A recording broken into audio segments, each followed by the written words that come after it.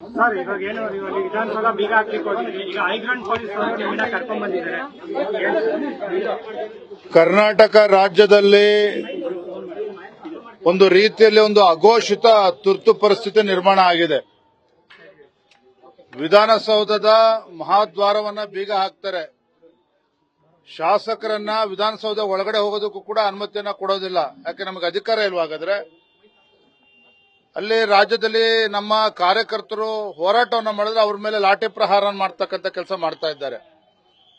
ಒಟ್ಟಾರೆಯಾಗಿ ಅಧಿಕಾರದ ಅಮಲಿನಲ್ಲಿರ್ತಕ್ಕಂಥ ಈ ರಾಜ್ಯ ಸರ್ಕಾರ ದರ್ಪದಿಂದ ಇವತ್ತು ನಡ್ಕೊಳ್ತಾ ಇರ್ತಕ್ಕಂಥದ್ದು.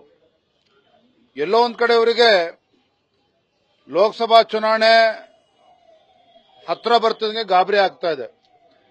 ನರೇಂದ್ರ ಮೋದಿಜಿಯವರ ಹೆಸರು ಕೇಳಿದ್ರೆ ಇವತ್ತು ಗಾಬರಿ ಆಗ್ತಾ ಇದ್ದಾರೆ. ಜೈ ಶ್ರೀರಾಮ್ ಅಂತ ಹೇಳಿದ್ರು ಕೂಡ ಇವರು ಪ್ರಜ್ಞೆ ತಪ್ಪಿ ಬೀಳ್ತಾ ಇದ್ದಾರೆ ಇವತ್ತು ಕಾಂಗ್ರೆಸ್ನವರು. ಹಾಗಾಗಿ ಒಟ್ಟಾರೆ ಇವತ್ತು ರಾಜ್ಯದಲ್ಲಿರ್ತಕ್ಕಂಥ ಕಾಂಗ್ರೆಸ್ ಸರ್ಕಾರ, ಮುಖ್ಯಮಂತ್ರಿಗಳಾಗಿರ್ತಕ್ಕಂಥ ಸಿದ್ದರಾಮಯ್ಯನವರು, ಭಾರತೀಯ ಜನತಾ ಪಾರ್ಟಿ ನಮ್ಮ ಕಾರ್ಯಕರ್ತರ ಮೇಲೆ, ನಮ್ಮ ಮುಖಂಡರ ಮೇಲೆ ಇವತ್ತು ದಬ್ಬಾಳಿಕೆ ಮಾಡತಕ್ಕಂಥ ನಿಟ್ಟಿನಲ್ಲಿ ಇವತ್ತು ಸರ್ಕಾರ ನಡ್ಕೊಳ್ತಾ ಇರ್ತಕ್ಕಂಥದ್ದು ಖಂಡನೀಯ. ರಾಜ್ಯದ ಅಧ್ಯಕ್ಷನಾಗಿ ನಾನು ಇದನ್ನ ಖಂಡಿಸ್ತೇನೆ.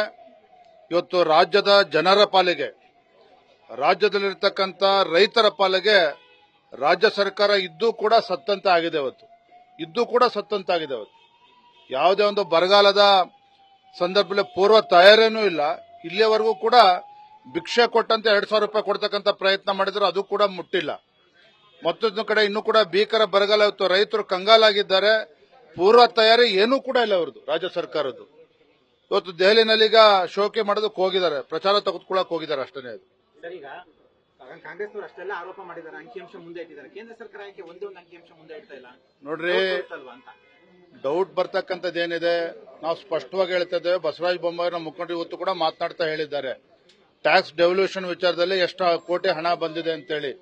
ನರೇಂದ್ರ ಮೋದಿಜಿ ಅವರ ಅವಧಿಯಲ್ಲಿ ಕಳೆದ 10 ವರ್ಷದಲ್ಲಿ ನಮ್ಮ ರಾಜ್ಯಕ್ಕೆ 2,80,000 ಕೋಟಿ ಅನುದಾನ ಕರ್ನಾಟಕ ರಾಜ್ಯಕ್ಕೆ ಬಂದಿದೆ. ಹಿಂದೆ UPA ಸರ್ಕಾರ ಇದ್ದಾಗ, ಮನಮೋಹನ್ ಸಿಂಗ್ ಸರ್ಕಾರ ಇದ್ದಾಗ ಕರ್ನಾಟಕ ರಾಜ್ಯಕ್ಕೆ ಕೇವಲ 80,000 ಕೋಟಿ. ಇನ್ನೇನು ಅಂಕಿಅಂಶ ಕೊಡಬೇಕಾಗಿದೆ ಮುಖ್ಯಮಂತ್ರಿಗಳಿಗೆ? ಇವತ್ತು ಒಂದು ಅರ್ಥ ಮಾಡ್ಕೊಳ್ಳಿ, ಇವತ್ತು ಆರ್ಥಿಕ ಪರಿಸ್ಥಿತಿ ಪೂರಾ ಹದಗೆಟ್ಟೋಗಿದೆ. ಮುಖ್ಯಮಂತ್ರಿಗಳು ಯಾಕಾದ್ರೂ ಮುಖ್ಯಮಂತ್ರಿ ಆಗಿದ್ದೇನೆ ಅಂತೇಳಿ ತಲೆ ಚಚ್ಕೊಳ್ತಕ್ಕಂಥ ಪರಿಸ್ಥಿತಿ ನಿರ್ಮಾಣ ಆಗಿದೆ. 1,50,000 ಕಡತಗಳು ವಿಲೇವಾರಿ ಆಗದೆ ಹಾಗೆ ಧೂಳು ಹೊಡಿತಾ ಇದೆ ರಾಜ್ಯ ಸರ್ಕಾರದಲ್ಲಿ. ಇವತ್ತು ಮುಖ್ಯಮಂತ್ರಿಗಳು ತಮ್ಮ ಕೈ ಕಟ್ಟಾಕೊಂಡಿದ್ದಾರೆ.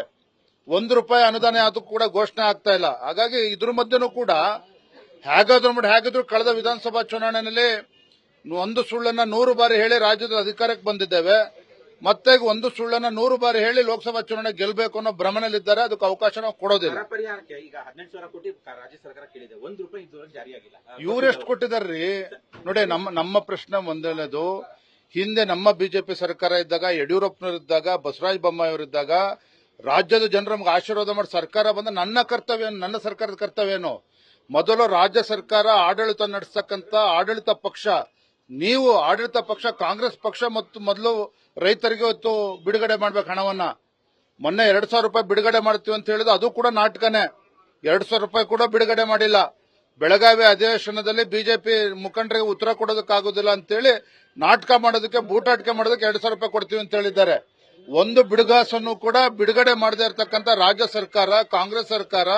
ಹಿಂದೆ ಬಿಜೆಪಿ ಸರ್ಕಾರ ಇದ್ದಾಗ ಕೇಂದ್ರ ಸರ್ಕಾರದ ಅನುದಾನಕ್ಕೆ ಕಾಯ್ದೇನೆ, ಕೇಂದ್ರ ಸರ್ಕಾರ ಅನುದಾನಕ್ಕೆ ಕಾಯ್ದೇನೆ ತತ್ಕ್ಷಣ 1 ತಿಂಗಳಲ್ಲೇ 20,000 ರಿಂದ 25,000 ರೂಪಾಯಿ 1 ಹೆಕ್ಟೇರಿಗೆ ಬಿಜೆಪಿ ಸರ್ಕಾರ ಕೊಟ್ಟಿದೆ.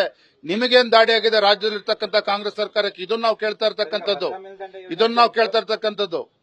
ಯಾವ ಭದ್ರಾ ಮೇಲ್ದಂಡೆ ಬಗ್ಗೆ ಮಾತನಾಡ್ತಾ ಇದ್ದಾರೆ? ಇವತ್ತು ಮೇಕೆದಾಟು ಮತ್ತೊಂದು ಹೋರಾಟ, ಮೇಕೆದಾಟಿನ ಬಗ್ಗೆ ಹೋರಾಟ ಮಾಡ್ತಿರ್ತಕ್ಕಂಥ DK ಶಿವಕುಮಾರ್ ಎಲ್ಲೋಗಿದ್ದಾರೆ ಇವತ್ತು? ಯಾವ ಮೇಕೆದಾಟದ ಬಗ್ಗೆ ಮಾತನಾಡ್ತಾ ಇದ್ದಾರೆ? ಕೃಷ್ಣ ಮೇಲ್ದಂಡೆ ಬಗ್ಗೆ ಏನ್ ದುಡ್ಡು ಕೊಟ್ಟಿದ್ದಾರೆ? ಈ ರೀತಿ ಕಾಗೆ ಆರಿಸ್ತಕ್ಕಂಥ ಕೆಲಸ ಮಾಡ್ತಾ ಇದ್ದಾರೆ. ಜನರ ಕಣ್ಣಿಗೆ ಮಣ್ಣಿರ್ತಕ್ಕಂಥ ಕೆಲಸ ಮಾಡ್ತಾ ಇದ್ದಾರೆ. ಇದನ್ನ ರಾಜ್ಯದ ಜನರು ಬಂದು ತೆಗೆದುಕೊಂಡು ಹೋಗ್ತೇವೆ. ಧನ್ಯವಾದಗಳು. ನ್ಯೂಸ್ ಫಸ್ಟ್, ನಿರ್ಭೀತಿಯಿಂದ ನಿಮ್ಮ ಪರವಾಗಿ.